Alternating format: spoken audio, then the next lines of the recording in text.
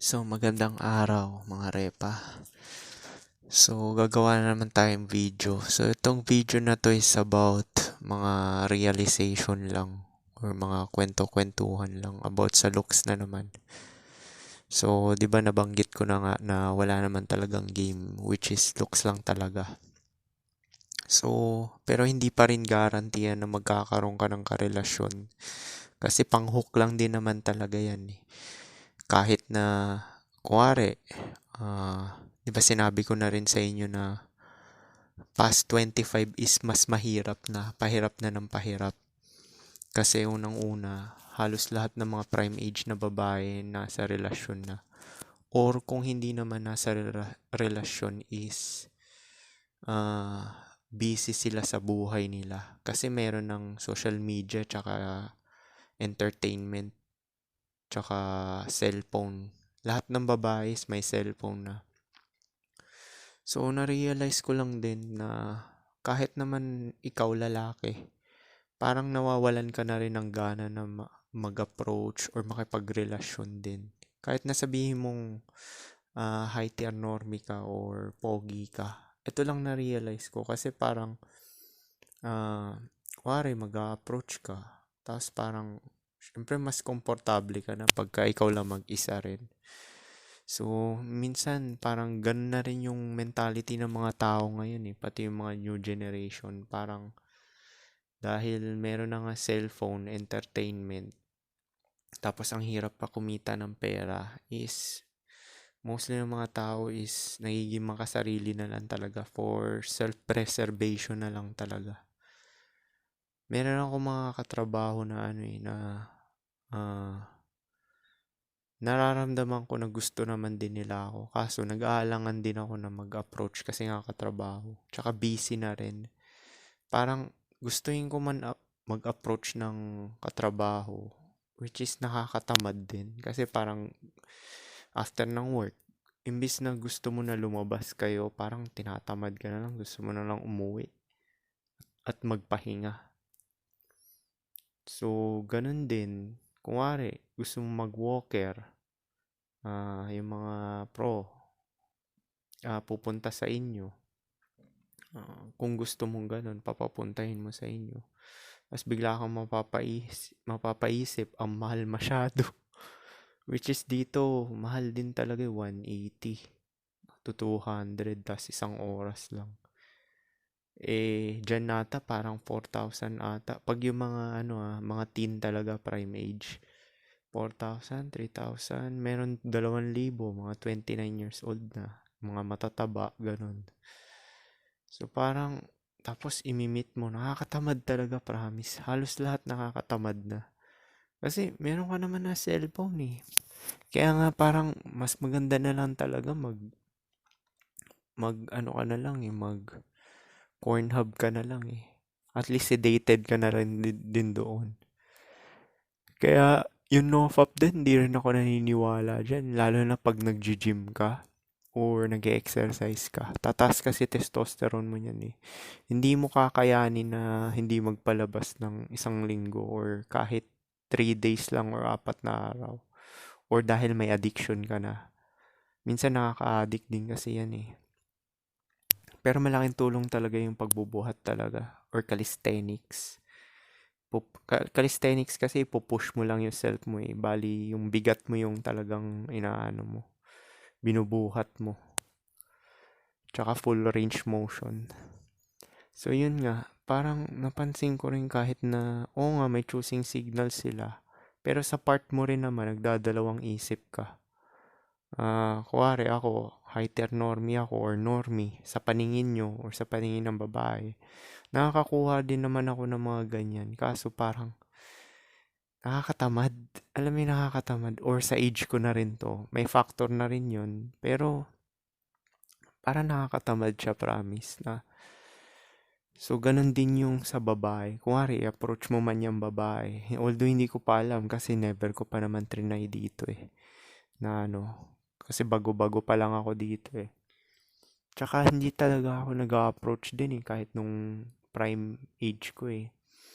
Yung talagang natural siya nangyayari. Yung mga katrabaho mo, nakakausap mo siya, ibig sabihin nakakausap mo siya parati. Tapos dun mo lang mayayaya. Or meron naman nagreto sa akin yung number binigay, tapos chinat ko. Tapos pupuntahan mo sa isang department, tapos yayayain mo. Lumabas, yun. Ganun yung mga ano, parang natural lang siya nangyayari. Kaya sinasabi ko medyo game over na pag 25 pataas na eh.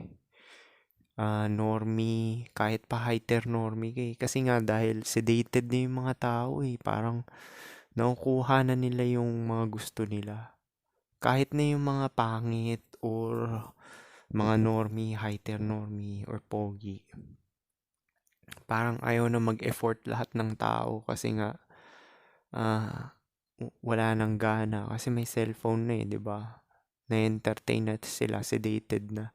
Yan din napansin ko eh sa mga ano, so sa mga social settings. Kunwari, pag mga break time na, mostly ng mga tao may headphones, naka-Bluetooth earphones, tapos nagsi-cellphone na lang talaga. Tapos browse. Or dahil nga 'di ba 25 pataas na game over na 'di ba sa workplace. May mga kausap sila, mga karelasyon nila. Tapos may kausap sila pamilya nila or anak nila, ganun. So parang ano rin, nakaka-intimidate din mag-approach din sa trabaho. Saan ka mag-approach? Sa parke? Eh, may cellphone na rin eh. Yun talaga nagpapahirap ngayon eh.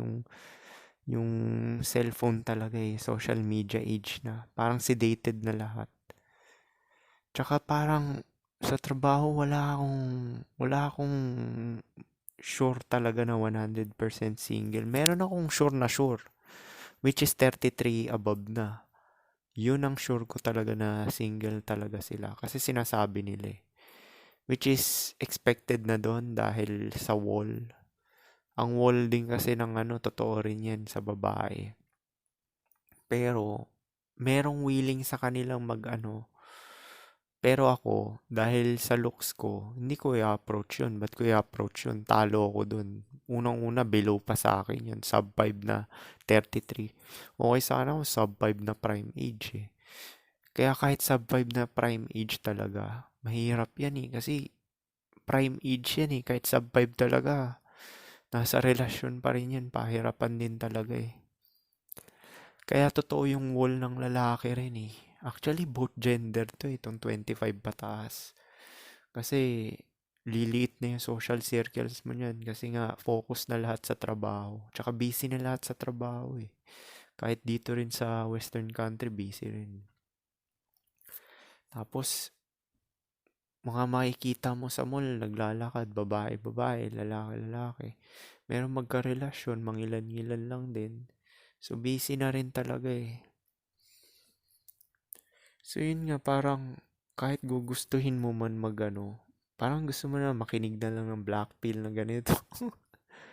Na ano, tas focus ka na lang talaga sa survival mo. Bili ka na lang ng pangkop na Bluetooth speaker, cellphone na maganda, connect mo doon, node ka only, or laptop na maganda, yung mabilis. Yun lang talaga, kompleto ka na eh. Tas masarap na pagkain, healthy na pagkain, exercise. So nakakatamad siya. Parang meron akong katrabaho kanina. Tinanong niya kung kailan next shift ko talaga. Gustuhin ko man siya yayain kanina kasi Friday na nga eh. Kaso parang sabi ko pagod na ako sa trabaho, parang tinatamad ako. Kaya hindi ko na niyaya, pinauwi ko na lang ng maaga. Na ano, gusto ko talaga siya yayain kaso nang dalawang isip ako. Hindi sa rejection, wala akong pakialam sa rejection.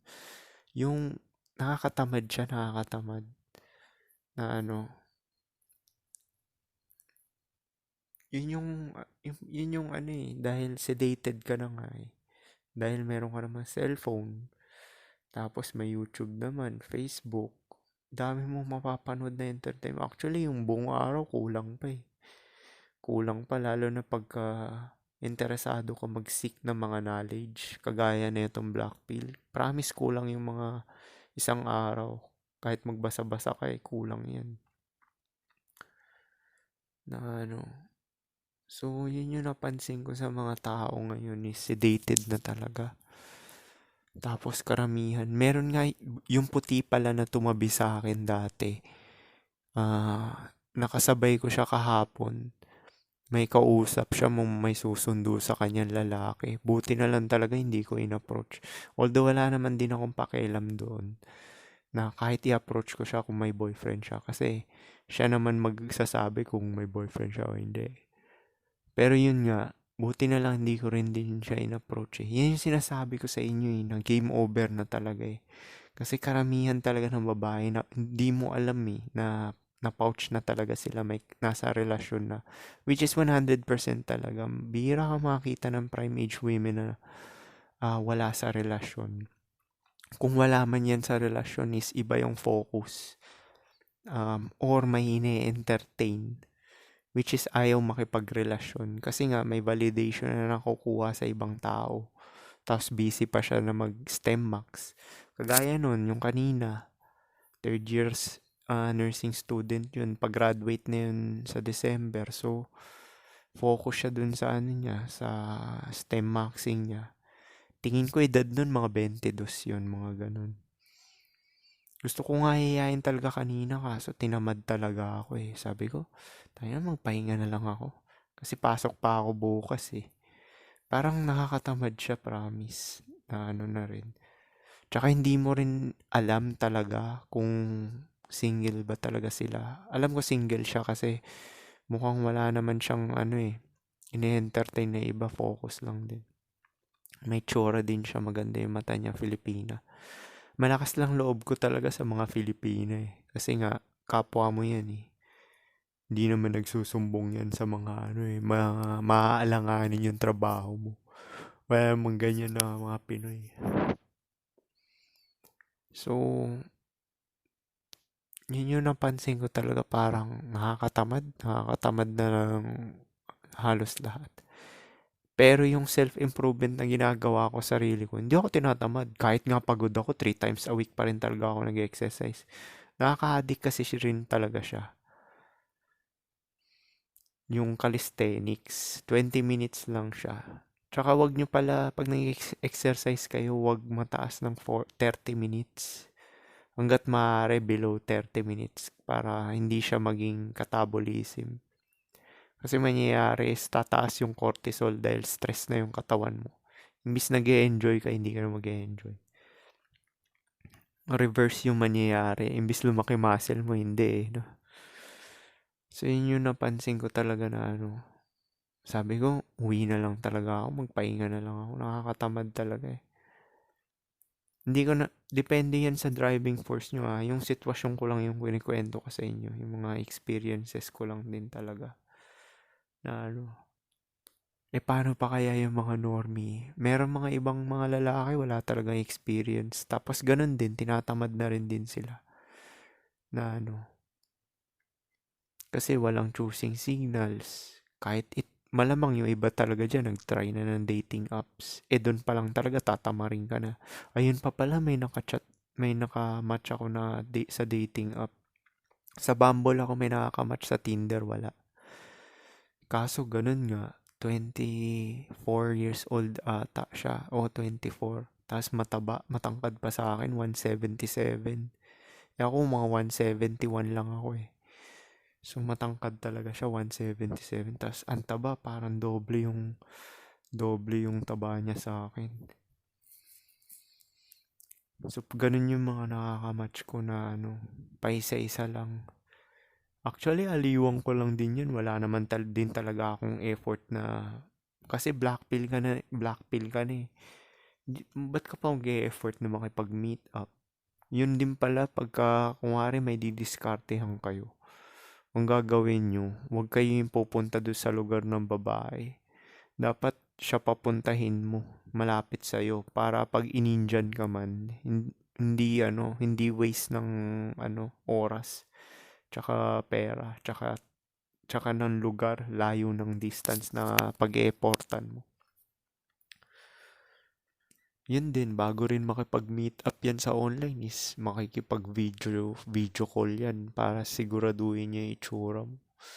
Ganun din naman yan eh. So talagang wala na talagang game ngayon. Social media age na eh. Tapos sedated na rin yung mga tao. Parang ang bilis na magsawa, maraming options, tinatamad. Tapos mahirap pa yung buhay, ang hirap pa kumita ng pera. So parang di mo na alam kung anong uunahin mo eh. Litong-lito na yung mga tao eh, no? Ano kayang unahin ko?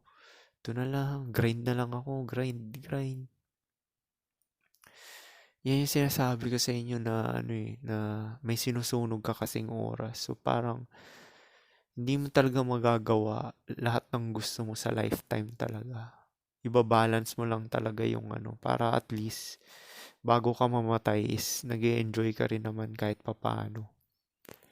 Kaysa naman yung 40 ka na, doon ka lang mag-travel, doon ka lang mag-ano, mag, mag-enjoy, uminom-inom. Meron mga ganun, di uminom ng 20 siya. Tapos 40, doon na nagiinom. Doon pa nag-ano, nagloko. Meron nga sa ano, Red Pill eh, yung Matthew Huberman. Kung kailan siya 40 plus na ata yan eh. Mga late 40s na siya or mid 40s. Ngayon siya ng babae, nag-spin ng plates ng 6. Although hindi pa naman siya napapanot. Yung kasi deal breaker talaga yung hair eh. Pagka past 40, pag pumapalag talaga yung buhok mo tsaka yung mukha mo, ano, papatulan ka pa rin. Pero mukhang hindi naman prime age na kukuha niya. Baka mga 30 na rin. Pero nakakapag-spin plate siya ng 6. Late bloomer yun kasi hindi niya na-experience nung kabataan niya eh. So yung may mga experience na ginawa ko nung 20s ako, 30 dates, tapos 8 na naging karelasyon, is may experience nyo yung kagaya na na-experience ko ngayon na tinatamad. As in, nakakatamad na rin talaga yung parang mag-approach ganyan. Kasi artificial siya eh, parang ano eh. Actually, yung mga nag-approach, parang mental illness din talaga yun eh, no? Kung iisipin mo, parang babae naman yung picker. Tapos, kung hindi kayo nagkakausap, okay lang i-approach ko tong estudyante na to. Kasi nagkakausap kami. Tinatanong ako, anong ginagawa ko pag off ko? Sinasabi ko lang totoo. May tattoo ka. Ikaw, gusto mo magpa-tattoo? Sabi ko, hindi. Sabi ko, prone ako sa peklat. Yung mga keloid, ganyan. Sabi ko, ganun, prone ako. Sinasabi ko yung totoo. So, yung mga ganun, yung usap, pwede mo siyang yayain. Kaso, tinamad lang talaga ako. Pero yung walang pag-uusap, bigla mong i-approach. Pucha, yun yung sinasabi kong ano, talagang creepy, mental illness. Parang hindi siya advisable na ano, hindi siya advisable, parang mental illness yung ganun. Sinabi na rin ni Wheat Waffles yun eh, tsaka yung mga ibang black pillar. Kuwari hindi kayo nagkakausap tas mag-approach. Okay yung ganun kung sa bar. Pero kahit sa bar, ganun din eh. Lalapit yung babae kasi sa'yo. Tapos may kipag-usap, tatanungin ka. Anong pangalan mo? Babae mismo talagang gaganon. Kasi maraming beses ko na na-experience yun eh. Yung ganun. Ang ano talaga, nagdi-dictate talaga ng atmosphere eh. Tsaka yung mood, chemistry is babae talaga eh. Kahit anong balibaliktad ko eh. Baliwala kasi yung game na pick up artist, yung mga hot and cold. Wala yan eh. Wala talaga yan. Kahit anong gawin mo kung ayaw talaga sa'yo. Tapos minsan pa nga, sa bar din, kala mo ikaw nag-approach, hindi siya lumalapit sa'yo. Tapos sabay ikaw kumausap. Tapos mamaya, halikan ka niya. Minsan nga nagugulat nga ako, yung babae pa yung mga halik eh. Sila talaga mang-dictate ng atmosphere talaga. Kasi nga sa Brief Falls Law, di ba? Walang relasyon na mangyayari. Kung hindi mo mamimit yung conditions niya. Merong iba talaga sa mga college, ganyan, high school, nag-approach talaga yung mga lalaki. Nanliligaw, ganyan. Uso pa rin talaga yan. Lalo na yung mga hindi pa naba-black pill. Tapos, yan nga yung mga just be first, di ba? Kasi nga, wala pa naman din, malay mo yung babae, iba yung focus. Or tingin niya sa sexual market value niya is mababa, ganyan. Or hindi siya self-aware sa market value niya.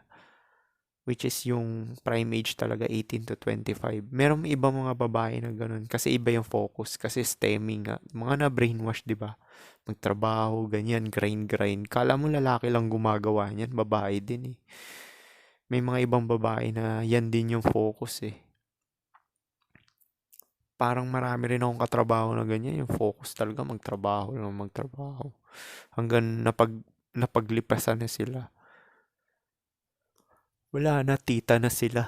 Tita na yung tawag sa kanila. Kaya nga sabi ko sa inyo, 25 eh. Is pass na talaga sa lahat eh. Pag matanda ka na, sure may papatol pa rin sa'yo na prime age, pero kailangan may pang-backup ka kahit status lang man or profession. Hindi rin talaga ako nagsisi na nag-STEMAX ako. Dati inis na inis pa ako sa kurso ko eh. Eh ngayon parang nagagamit ko rin din siya eh. Kasi alam ko naman yung sitwasyon ko. Oo nga, may tsura naman ako. Kaka-receive naman ako ng mga choosing signals na ganyan. Kaso kung wala kang pang backup is mato-turn off din.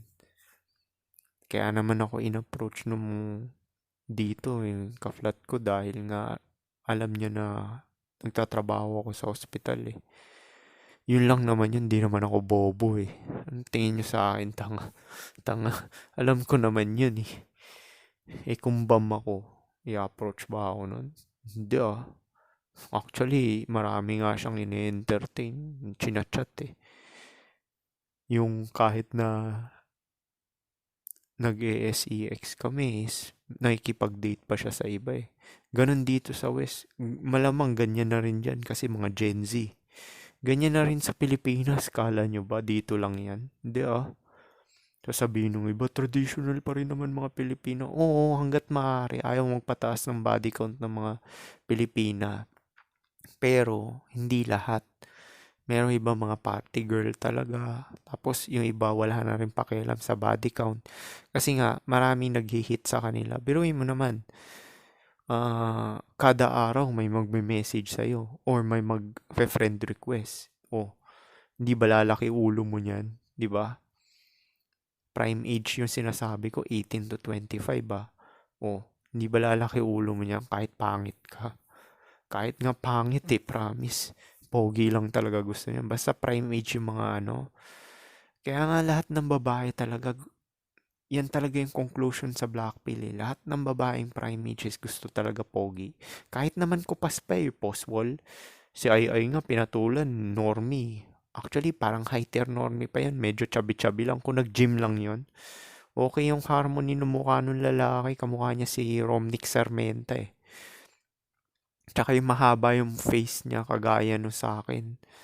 So, high-tier normie yun kung nag-gym-gym lang yun. Eh, chubby, mukhang walang disiplina. Baka pinataba ni Ai yun para bumaba yung SMB, no? Hindi pangaliwa, hindi makadali ng iba, no? O yun pala, wag kayong magpapataba. Dadbad ang pota, hindi totoo yan. Kaya isa rin naman yan sa success ko kasi sa age ko na to, usually ng mga lalaki is medyo chubby-chubby na. Eh ako talaga, sharp talaga yung jawline ko dahil slim ako eh. Mapayat ako, mababa yung body fats ko eh. Estimate ko nasa 15 to 20 yung body fats ko eh. Or mababa. Tingin ko 15 lang to eh. Doon talaga maglalabas talaga yung jawline nyo. Tsaka yung ano ng mukha nyo. So, yun yung mga napansin ko talaga na wala na talagang game. Tsaka tinatamad na halos lahat ng tao. Pero tinanong na naman niya ako na kung anong duty ko next week. Sabi ko ganun pa rin. Eh ikaw, tinanong ko hapon daw siya. So, hindi ko mahihaya. Ngayon talaga yung chance kaso tinamad talaga ako eh. Kasi pasok pa nga ako bukas eh. Alam mo tong pagtatrabaho talaga. Ano to eh. pag nagtatrabaho, nakafocus yung babae at lalaki, maraming masisingle talaga eh. Di ba sa Sheconomy yan? Alam mo ba yung Morgan Stanley study na 50% ng babae is masisingle by 2030? Kasama na yung mga single mother doon. Kasi nga, sa hirap ng buhay, tapos yung ibang mga babae is nag-grind talaga ng nagtatrabaho talaga. Minsan 2 jobs pa nga eh. So kaya totoo yung kaya yung priority ng mga tao halos lahat talaga nasa survival na rin eh. Hindi lang yung lalaki eh, pati yung babae din eh. At least yung babae nga may pang entertainment pa, may mga sim pa, 'di ba? May mga validation pa. Tsaka isa pa pala yun, pampawalan ng gana. Dahil may mga validation sila sa mga sims, 'di ba? Tapos marami nakaka-match, maraming nagme-message, maraming friend request. So dun pa lang talaga, bakit mo pa kailangan ng boyfriend? Eh, everyday ka naman may boyfriend dahil hindi mo nga lang nakakasama. Pero yung validation, chat, yun lang gusto ng mga babae. Yung dating apps is pang chat lang yan.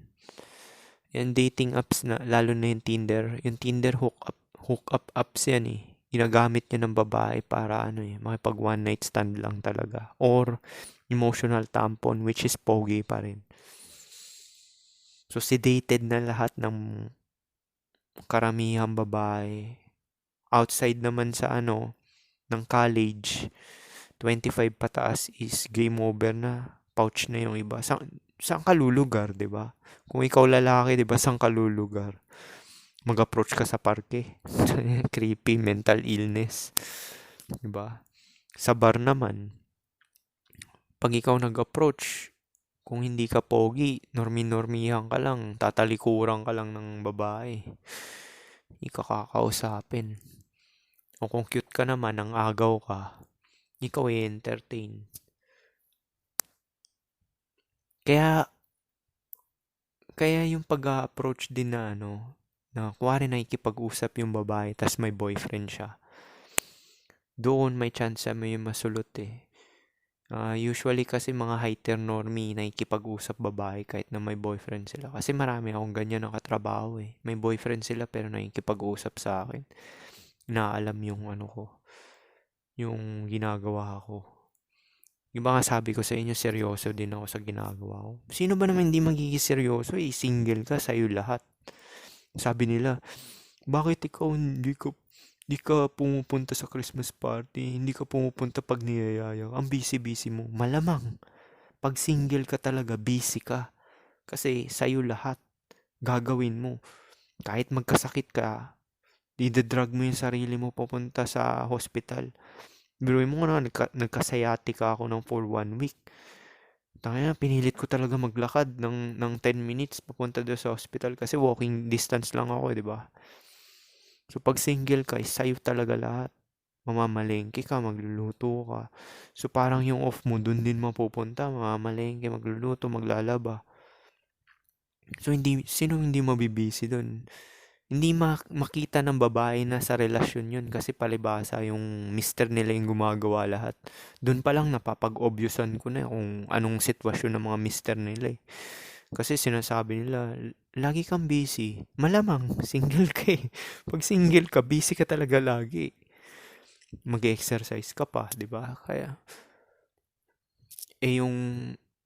sila, mga babae, kaya purpose lang naman ng babae, kaya nasa relasyon, mga 70% is para may alila sila eh. Yun lang naman talaga yung silbidor eh. Kaya hindi talaga ako naiinggit sa mga pamilyado eh. Yung mga pamilyado or nasa relasyon na na beta box. Kasi may isang side pa yan, silbidor. Alam ko yan eh. Kahit pa sabihin mo yung pinapakain ka, pinapalamon, walang trabaho lalaki. Naku, hindi ako naiinggit dun, promise. Paano kung iwanan ka ng babae? Iwanan ka ng babae, wala kang trabaho.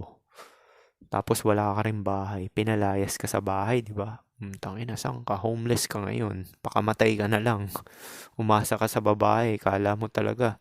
Kaya sabi ko sa inyo, Kahit anong balibaliktad mo, pag nasa relasyon ka is hypergamy ng babae, mating strategy na nasusunod. Pag nasa relasyon ka, nasa beta state ka. Kahit sabi mong alpha ka pa beta ka pa rin dahil nasa relasyon ka Kaya yung mga nagsasabi dito, nagko-comment na merong pinapalamon. Oo.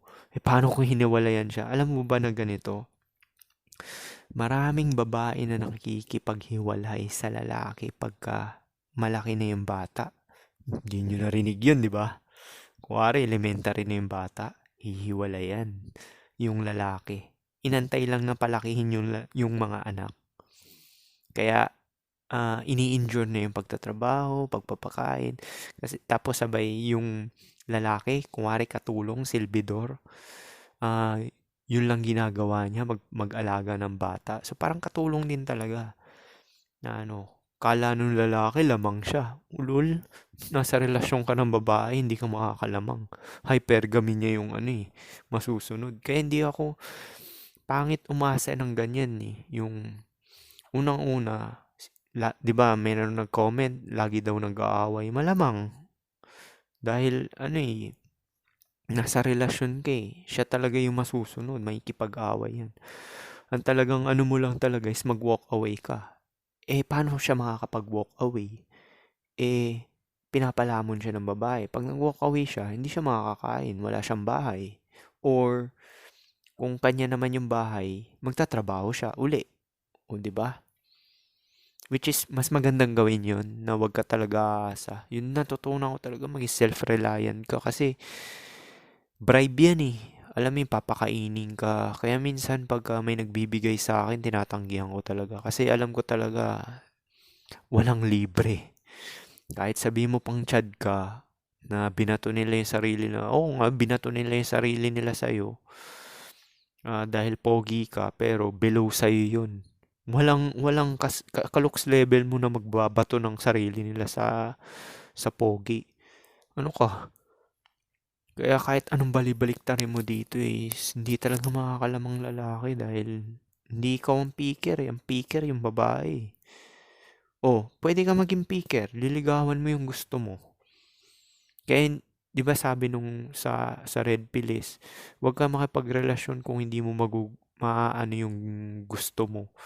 Oo nga, yung gusto mo makukuha mo. Pero pagsisilbihan mo yun kasi ikaw nanligaw Oh, pag yung babae nanligaw, below yan sa looks mo Yung mga babae na nagsisimp, ganun yan treatment kasi base sa looks. Yan yung hindi talaga pinapasok sa utak ng karamihan lalaki. Marami ako mga katrabaho na ganyan. Nakuha nga nila yung gusto nila. Pagbebeta baksan naman nila abang buhay yun. Yan yung mga lalaki na umiiyak sa kasal. Meron nga, nagkabaliktad, single mother umiyak sa kasal Nakita ko yun sa katrabaho ko Oh. Kasi nga, kung sino yung nag-i-invest tsaka na nai-inlove nagsisimp is siya talaga yung iiyak. Dahil siya yung nagsisimp Doon pa lang sa kasal, obvious mo na kung sino yung submissive Kung sino yung umiyak.